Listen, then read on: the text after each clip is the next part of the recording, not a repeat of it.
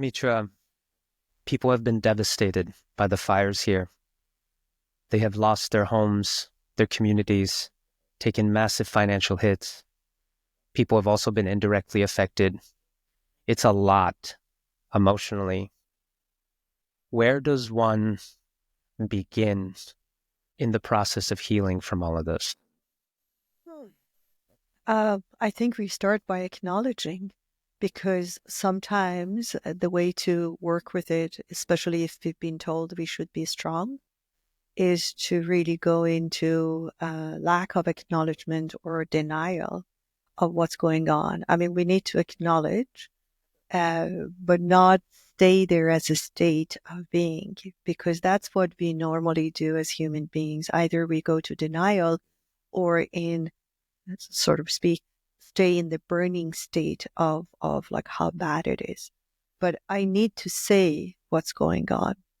And that is very important. This is what's going on. I am feeling this. I am disturbed. I am so worried. I am so frightened.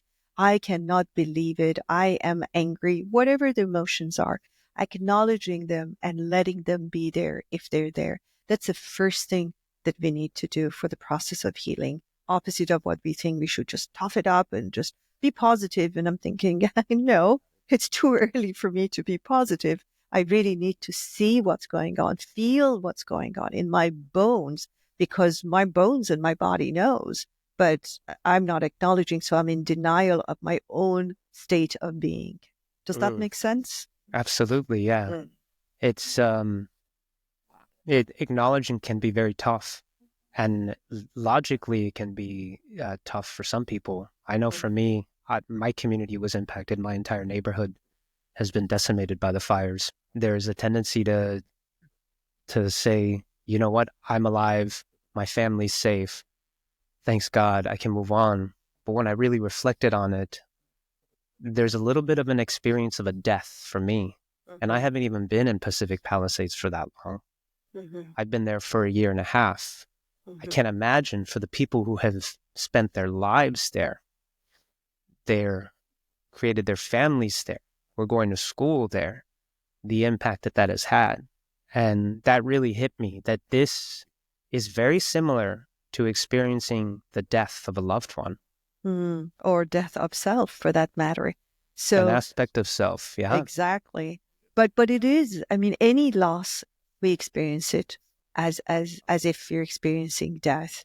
And first of all, I want to stop and acknowledge your pain, because I can just imagine where you're at, and we've been in communication, but I don't think anybody can feel what we feel inside of us.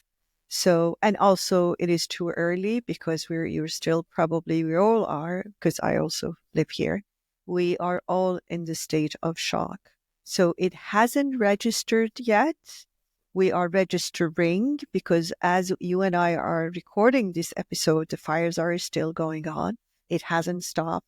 Our packs and packed bags are not opened yet, and we don't know still what's going to happen. But that acknowledgement needs to be there, that I know and acknowledge and honor my body going through what is going. And every body responds to it differently. If you're more into your feminine energy, you probably want to speak about it and share and get the community. If you are more in your masculine energy, regardless of your gender, you probably want to tough it up more and sort of be the strong person, be the protector, be the one that helps everybody. And we go to those places, and it's good to see it. I noticed that, because I've gone through so many things, and I was just remembering going through revolution, going through war, walking out of Iran. A bomb right in front of me exploded on Champs-Élysées when I lived in France, in Paris. We had a complete, total blackout for days. When I lived in Toronto, we had no electricity. I lived on the 16th floor. And and then I had hurricane experience for a week when I lived in Australia. I saw these vans, like, spinning in air. And it was just like a movie. It was like a cartoon, but they were real. So all of these, all the losses, loss of the loved ones, my close friend committed suicide, lost my father when I was young. All of these came within the first 15 minutes of hearing the fires are there.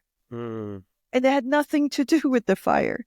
I've mm. never actually experienced a fire and loss of things and people through fire. But they all came to me because all losses are related to each other. We just want to hold on to what we have because that's what gives us some feeling, some perhaps illusion of security and permanence. Yet life is telling us the degree of its impermanence and also how fast this impermanence may be happening in the years to come. Yes. So, how does one go about this process? I see it as a grieving mourning process. Mhm. Accepting that this has happened, accepting that I've lost this thing, giving yourself permission to grieve, especially to the men out there. Give yourself permission to grieve.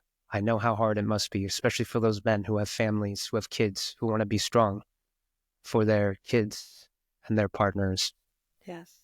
You need to grieve, likely just as much as everyone else. So, how does one go about that process?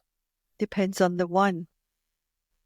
Grieving is so non-linear. It depends on our, as I said, the energy. It depends on our culture. It depends on our personal experiences.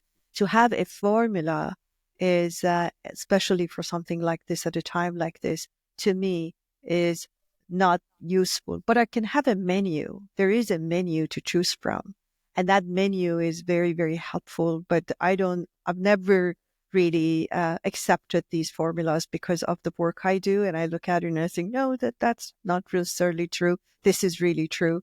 So um, I think the menu is to understand. The first thing is to understand and acknowledge what's going on and understand that you're not fully understanding right now. It is Mm. more to come. Yeah. It's Yeah.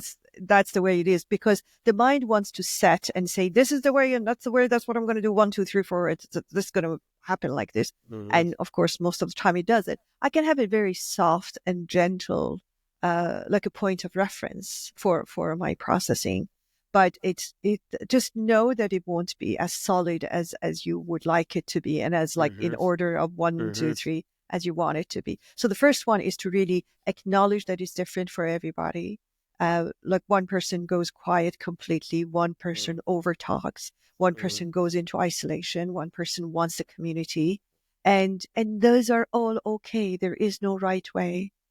And that's where the compassion basically means in the context of mindfulness is the staying kind at difficult times for self or others, or self and others. So understanding this is a good time to bring compassion. I mean, I literally was like touching my hands, and that was the meditation. I led a Heal LA meditation, and it Yeah. was just like touching. It's like nice, Mm. nice, Mitra, nice, Mm-hmm. because it's just we need that touch, and Yeah. this is the worst time to receive a touch from a loved ones because everybody is, in that state of shock. So really bringing compassion first and foremost to yourself. Mm. And yes, you should start with yourself.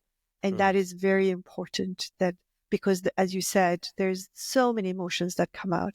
I remember when I came out of Iran and there was war and every day there was like these numbers and horrible things that were getting reported. I started feeling guilty.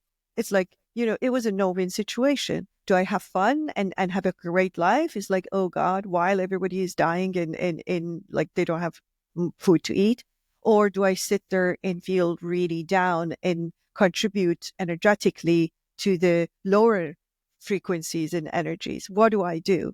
The so-called guilt was coming. Regret, I should have done that. I could have helped two more people. I could have taken this. So there's so many buffet of emotions and experiences, and you can just name them. Name them, and there is no right or wrong. name them, let them be, because the moment you recognize a, a an emotion or an experience, you are taking its vagueness and hold and powers away. It's like, when we were kids, my brother used to put a sheet over his head and go, whoa, in the whole, and I was afraid of him. But yet when I removed the sheet, I would just beat him up the way he would beat Mm-hmm. me up. It was like Mm-hmm. fun. We would go back to play. But it was that vagueness. I knew it was him, but yet when he was covered, it would like frighten the hell out of me.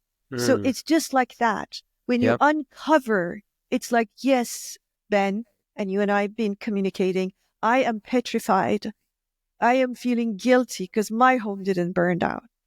I am remembering my traumas and what I have gone through. I am really, really wanting to cry. I remember that's the first thing I did. I went Mm-hmm. under the shower and I was hailing. I was hailing because I could feel the energy and the experience of loss that every person was doing, and not just in Los Angeles. I Mm-hmm. mean, right in that moment, there were people around the world that didn't have the fancy access to the media that were experiencing that. So it can go Mm-hmm. on forever. But acknowledging and really compassionately working with yourself and naming your emotions. These are the things that I'm doing, and that there's no diagnosis for any of them. I'm allowed to feel whatever I'm feeling. So Mm-hmm. that permission allows the compassion to arrive for self. And then when I am in compassionate state for myself, then it is so easy to be compassionate for others and hence do an action based on compassion. Yes, I agree with that very much. And I'm going to speak on behalf of men here. And, being a man who's for a long time had repressed my emotions and didn't even have a vocabulary. I didn't even know how to describe what I was feeling. I didn't have the vocabulary for it. I was totally unfamiliar with it. It was, as you referenced, it was vague. It was just this unease, this generalized unease that I would experience. And so for the men out there, I will say what has helped me. One has been participating in a men's group that is designed to help men to reconnect with your heart, with your emotions, that gives you the vocabulary, not only the vocabulary, but gives you a container where other men can be there, hold space for you lovingly in a safe environment, and you can start to express yourself. And it's rusty at first. It's very hard at first, but having that support system, having a container can be really helpful. Yeah, thank you for that share. That's so important, especially as you said, for those who acknowledge and live dominantly with their masculine energy. For me, it was helping to heal. It was really interesting. I did a lot of sessions for free. I did one through UCLA. I did one privately. I do what I do, but by helping, I'm healing, and I'm very aware of that. That this is a healing process for me more than it is a gift to others. And others happen to benefit from it, which is a wonderful situation. But that interconnectedness is so important because most of the time, mm, when we are suffering, we truly believe we are the only one and nobody knows how we feel. And that may be true because pain is very, very specific to us, but that is not true that nobody else is suffering and nobody else can connect to this. So that feeling of interconnectedness that, as I said, going beyond Los Angeles. So first we start with self, then we go to family members and friends, then we go to the city we live in, and then the country, and then the planet Earth. And just imagine, and sometimes for people, it's easier to start with themselves. And sometimes for people, it's easier to start with somebody else in some unknown place that they have no help and nobody knows. Wherever you start doesn't matter, as long as interconnectedness allows you to stay in your compassionate state. That is very, very helpful. and it's the beginning of the healing process, because it will be a process. It won't be a one-off thing. I handled it, and it was fine, and I'm good now. It No, it's amazing. I thought I was good now, and then things from 40 years ago and 45 years ago It's came to me, and I amazing how realized that. I went right to the time that I received the news that my father had passed away. Then I went right to the time that I had a bag in my hand, eh, on foot, leaving my country, my loved ones, my home, my contacts, my possessions.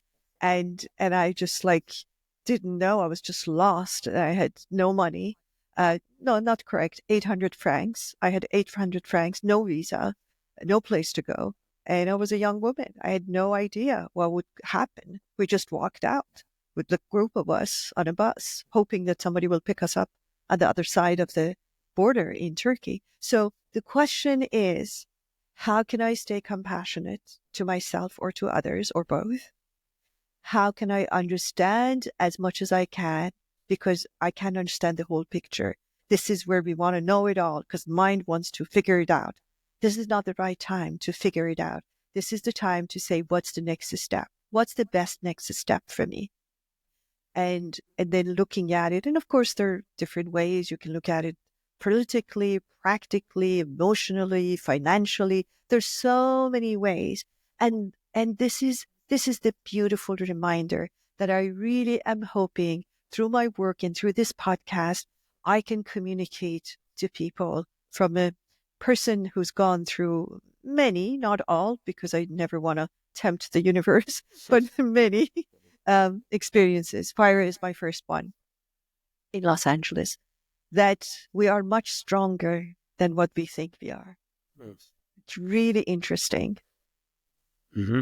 We When we are when we far more. take when we take the sheet off of Yes, that thing that is yes, yes, creating our unease, that when we stop repressing and we yes, acknowledge, then yes, there's a lot more choice that we have. There's a lot more greater sense of empowerment that we have. yes, Yeah. yes.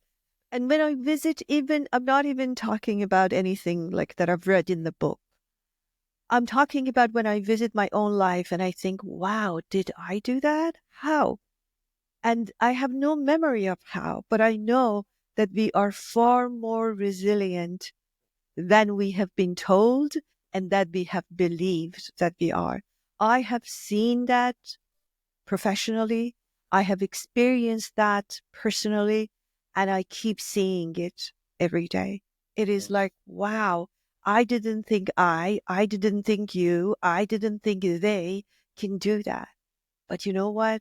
We've done it because, as you know, we are not fully utilizing, accessing all that we have. We know that. Science says that. Everybody knows that. But we keep forgetting that I haven't really fully, it's just like that savings account that I've forgotten about. And then I think I have no money. And then I think, oh my God, I forgot I had like la la la la there. It's exactly like that. We have a lot of untapped resources that unfortunately for most of us come to our awareness when we have to at times like this. So please do not count on the time at the time that you couldn't do simpler things, because now you are having access. You have activated your access. It's just like these credit cards we receive. I mean, when you have it activated, it doesn't matter what it is, but you need to activate it. So we are activating our credit cards in the universe bank that we haven't had access to before. Please remember that. And this comes from a very, very experienced survivor like me. Yeah. Thank you so much for sharing that. And so I'm just thinking about now, what are the blocks that would prevent people from accessing that? Because oftentimes we have these untapped resources, but we're blind to them. Yes. And there are various blocks we might experience. And I also want to acknowledge there's this delicate balance, right, between giving oneself space to experience one's emotions and having self-compassion and grieving, but also the very practical aspect of, I have a family, I need to resituate myself. I need to figure out how are we going to recover from this? Where are we going to move? So there's a delicate balance between the two. And the key that I see is how you frame it in your mind, how you frame the situation in your mind. The frame will allow us to tap into those resources, but let's first talk about what are the common blocks to us tapping into those untapped resources that we have within us. Mm-hmm. I think one of them is that I have to be able to do it, musting and shoulding. I should do this. I should do that. I must do this and might. So that's one extreme. The other extreme is the opposite, that I just can't do it. I just can't. I just can't. I mean, I heard that from somebody I was working with a day ago. And yes, I did work throughout the whole weekend. And it was just like the person kept saying, I just can't. I just can't, Mitra. I just can't. And I said, just let's settle down with these words and see maybe we can find more helpful words, because we start believing what we tell ourselves. Mm-hmm. So one is I have to, the other one is I can't, and there's a lot of shades in between. And why did this happen? And could I do this? I mean, this is not a time, even I'm sure there were things that everybody could do better. I mean, if I was perfect, I wouldn't be a human being. You know, I always say that. People look for perfection at times like this. I mean, come on. I mean, if I was perfect, I wouldn't have possessions and I wouldn't be attached to them and I wouldn't have physicality. I'd probably be in the sky with all the angels and whoever those beings are. But I'm here. I'm not complete. I didn't know it all. And this is what has happened. And now the question is to break it down into the small steps. So what comes in the way, another thing is wanting to fix it all. It's like, I'm going to do this and I'm going to do that. We're going to move here. It's like, that's too early. You can't do the planning. First of all, it hasn't even stopped. Secondly, you haven't really felt your emotions. We don't have enough facts or feelings enough. So we need both facts and feelings in order to make a solid plan. So let's break down our plans into steps. I can only tell you what I can do, like for the next few hours today, because I have no idea if I have to evacuate and take my 93-year-old mother and cancel all my clients and cancel everything. I don't know that. But for now, for today, I'm good. And, you know, we just confirmed our sessions just hours before because we want to make sure we are available. That is exactly what is helpful. Do the shorter term because then you feel empowered. When I do what I can do today, I feel like good, I can. But if I think about what I'm going to do and where I'm going to live after this, that's too longer term. And that will really frighten me and will remind me of my weaknesses and lack of ability. Yeah. Yeah. Honoring that there's a lot of unknowns. Exactly. Accepting the unknown. Exactly. And embracing that and not trying to plow yourself, stiff arm yourself forward with the limited information that's available to figure out what the solution is. Yes. So getting comfortable with the discomfort, getting comfortable being in an somewhat unstable situation, unstable in the sense that it's not predictable. Yes. Right now, we don't know how things are going to unfold. Yes. And the more we can give ourselves permission to accept that it is a time of unknowns and honoring that, the more we're going to be able to tap into our own creativity and our untapped resources to be able to solve what we need to in the best way based on what's available to us now. Exactly. Because we make plans based on facts and feelings. And none of those are clear right now. Facts, I don't know. My feelings, I haven't really felt, or my emotions, I don't know. I thought I had, but like I get up in the morning and there's different feeling coming. It's like, or memory or reminder of something. So I think it's important to acknowledge that and accept that. But you brought up a great point, getting comfortable with the discomfort, being okay with the unknown. And I know this is not the session to go through it, but I would love to do that in the future with you, Ben. And that is that really the news is that this is the new way of being. And if we really want that certainty and solid sort of planning and nothing changing in our life, we'll be chiefly disappointed. and deeply unhappy. Mm. Yeah. What about guilt? What about the people who are saying, oh, I could have, I should have, if only I turned off the gas in the home, if only I took, these possessions that are so important to me, or I should have done this. Those people who are dealing with guilt, Yes. what do you have to say to them? Guilt is the most useless emotion we have, and it's the most effective negative emotion that we have.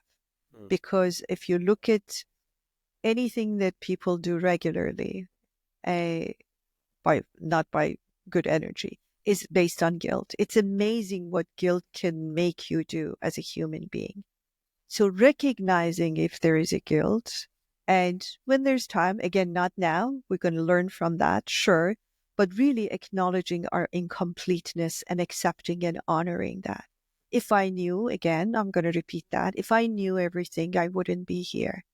I just like that. That's a human moment. When Mm-hmm. I know I didn't know better, Mm.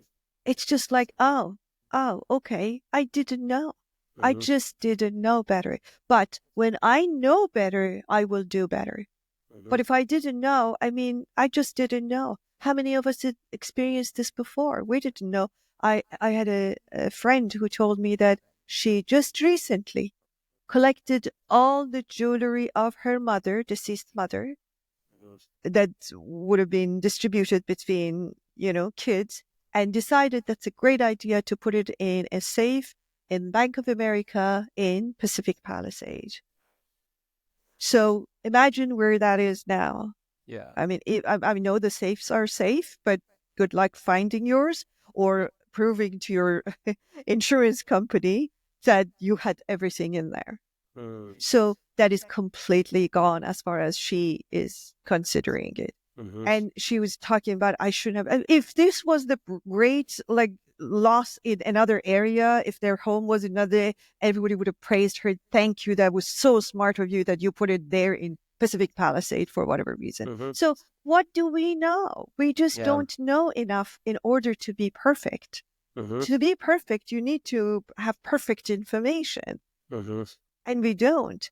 But really understanding that and allowing ourselves to be the incomplete beings that are completely okay. Mm-hmm. Absolutely. Yeah. Giving it comes back to self-compassion, Yes, understanding that I'm imperfect. I did the best that I could with the information that I had at that exactly. time. It was not intentional, obviously not. If I Yes, knew, I I wouldn't would do have it. done better. Yes. And then the I should have known, then it's like if I knew, well, I should have known. I should have known better, right? No. And the reality is that energy is just debilitating. And we Yes. have to come to that realization. This is where reframe happens, is that I have a choice on how to respond to this and how I can perceive this situation. I can Yes. perceive it by being reprimanding towards myself and guilting myself, which is actually debilitating. It Yes. debilitates us. It Yes. is, it takes life force energy away from us. Yes. It stunts our creativity. It makes everything more difficult for us. Mhm. And if you have a family, if you're trying to recover from this, then guilting oneself is counterproductive. And the thing though is some people just can't help but to do that. And I think the key is continually reminding ourselves, giving ourselves information, reframing. Reframing is a big one. Reframing the situation in our mind in a way that allows us to be compassionate towards ourselves. What do you Yeah. have to say about reframing? It's very helpful, but I would just make it very simple, asking a different question. It's just asking a different question, because that moment I'm asking what is wrong with me. When I say Mm, I should have, could have, it's really what's wrong with me. And then when you ask a different question and say how, so from what is wrong or whose fault it is, this is where we go usually to who and what. But when we change it to how can I move forward? How can I help myself? How can I be the best in this How can, so when you change that question, it becomes much easier to move forward with where you are at. And you're right, guilt is paralyzing. So that even stopped me from learning so that I won't do it the next time. That's very Mm-hmm. interesting. The very Mm-hmm. thing that I want to do, because that's what experience is called, right? If I went to a restaurant and you told me, Nietzsche, don't order this, is because you ordered it and it was bad. That's how you know. I mean, you experience that. There is a price for experience. I call it the University of Life has a tuition. And these are the tuition we're paying. We're learning, we're growing, getting experienced. And this is the price. When we stay in the state of guilt, we do not get experienced.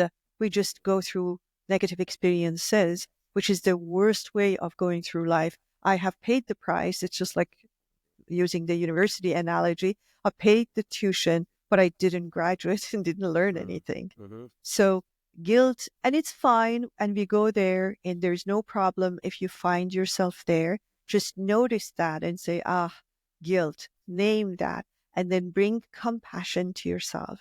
If compassion was present, if the most compassionate person I know or I know of was present right now, what would they say to me? How would they hold this experience for me? Or alternatively, how would I, if a loved one came and said I did that and I was like really helping them, what would I tell them? I would say, oh, well, you didn't know better. It's all right. It happens. We all make mistakes.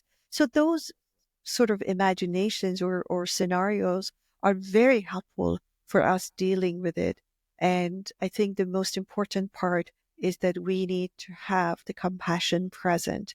Otherwise, it becomes a transaction between the mind and the mind. And at best, we're convinced by our mind, but we still don't feel the way we need to feel. Yeah. And in addition to blocking our creativity and paralyzing us, it stunts the grieving process, which Yes. I watched a fascinating episode from Huberman about Mm. grief. I recommend those of you who are more science oriented to watch it. But he says your brain and body literally needs to remap.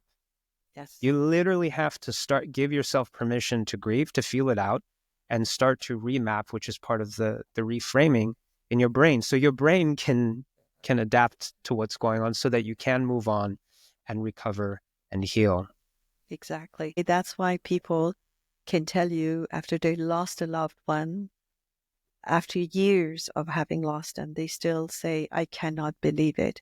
Mm. What that means is scientifically that their mind has not rewired yet. They Mm-hmm. wake up expecting for that person Mm-hmm. to come. In fact, they do everything to keep it alive. I know of a person who's lost their partner and they still play the video of the partner every breakfast they have. I have Mm. advised them against it. I have told them this is not helpful, and they think this is the way to say it. But what they don't understand by keeping that experience so alive, I'm not going to even talk about the spiritual aspect of it, that's an episode on its own, but they're actually not allowing their own brain to rewire and accept that, oh, this person is no longer here physically with me and I need to rearrange my life accordingly. I need to have breakfast with Mitra because my partner is not there anymore.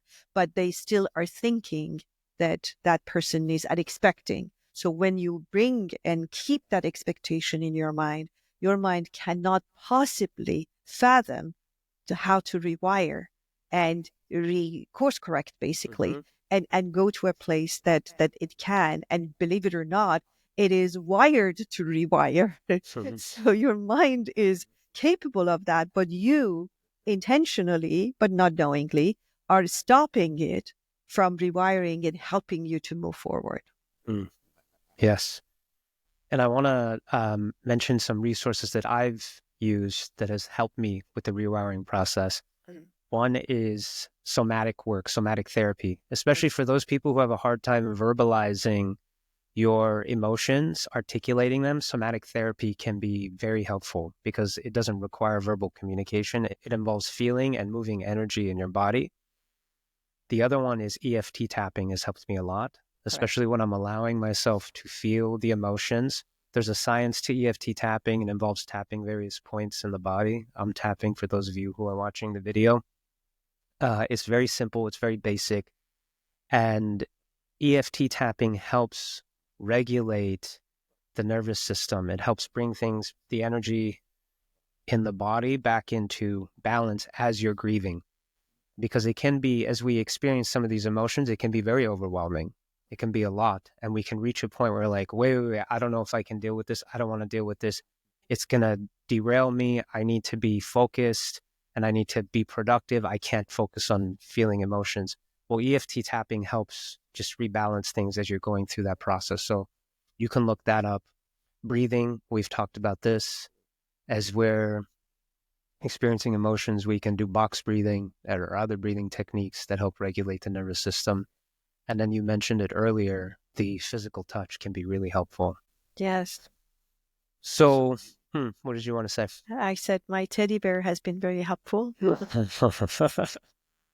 I know nobody wants to talk about that, but believe it or not, I actually have purchased teddy bears for male friends, Interesting. or those who acknowledge they have more masculine energy. Not necessarily, I never talk about gender. I talk about energy.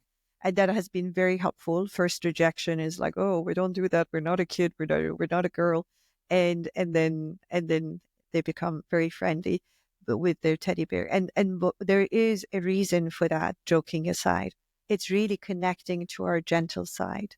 It is a very good tool for connecting to our compassionate side and saying things that we would normally not think it's an adult thing to say. It's very, very helpful. So whatever works for you, but these are the things. And to summarize the things that we said first was acknowledgement, acknowledging what you're feeling, allowing all emotions, so-called welcomed and unwelcomed emotions, to be there and acknowledging them. And then it was bringing and inviting your compassion, whether compassion for yourself, start there, or compassion for those that are in situations that are easier for you to take your compassion there. Wherever you start doesn't matter, as long as you connect to your compassion.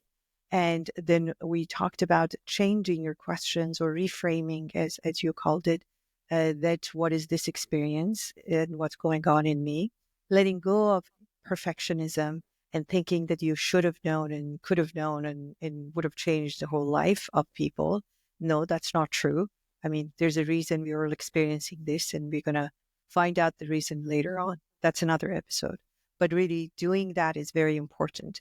And the other one is to breaking the what to do steps into the doable, really short-term steps, because we do not have all the facts and we haven't felt all the feelings that we need to do in order to plan for longer term and sort of more solidified kind of implementation of our plans. And in the meantime, don't forget your interconnectedness. Maybe the best way, as it was for me, to heal is to help. Thank you, Mitra. We're going to include links for everyone in the podcast description. God bless everyone. We wish you well. Stay safe, and don't forget, you're far more powerful than what you think you are. Thank you so much for tuning in today. For a list of the links and other resources referenced in this episode, check out the podcast description. If you're benefiting from our podcast, we'd love if you could help us reach more people by subscribing. Your support means the world to us. From our hearts to yours, we thank you.